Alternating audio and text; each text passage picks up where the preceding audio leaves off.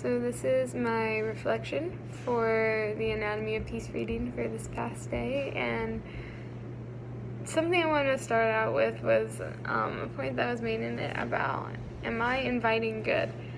And I think that goes with the chart that we learned about, I think, in the other reading, the collision chart. And in the collision chart, it shows, like, if you are making all these points about the person and imagining them as this bad person, it invites more discomfort, and you're basically inviting them, let's make war. And so I thought that was a good comparison to inviting to make peace, where there's something in, like, Preach My Gospel that talks about creating an environment for the Spirit that the Spirit can reside in. And I think that's the same thing, where we can create an environment of peace, that we can create an environment in which people will feel comfortable and people can feel ready to share and ready to build and ready to work. And I think that's what they showed, like with the Camp Moriah, that it's an environment where they can build and where they can grow, where they can start out as tensions, and it does take time, but it does grow into something better.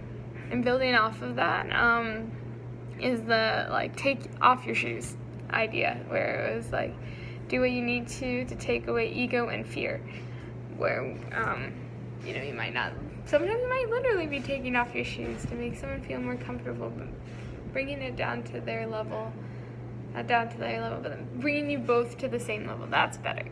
Not making yourself a below or above, but bringing you to the same level with each other. And I think that's really important with friends and with coworkers and with teachers even, that we can be able to put ourselves on the same level. I can think of instances with myself even recently, trying to put myself at their level and make sure that they understand that I'm listening to them and that I have experienced similar trials, or trying to make sure that they feel understood. And I think that's a really big part of taking off your shoes, it's kind of like walk a mile in someone else's shoes kind of idea.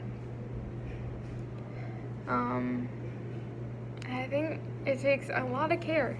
It takes a lot for you to learn how to care like that. It takes a willing heart, and we can't do this alone. I thought that was an interesting point that they brought up, and hopefully we can dive in deeper one day. It's like about, I think it said something about we separate from each other at our own peril. And I thought that was interesting, that we literally do need each other. Like, we need to be with other people, and how I want to fully understand that more. Like, they talked about how when we surround ourselves with others, we focus on others,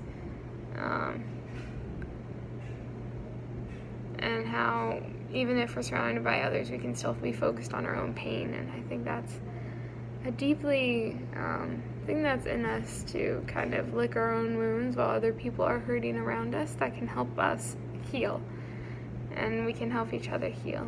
And I think you have to be in a really humble place for that.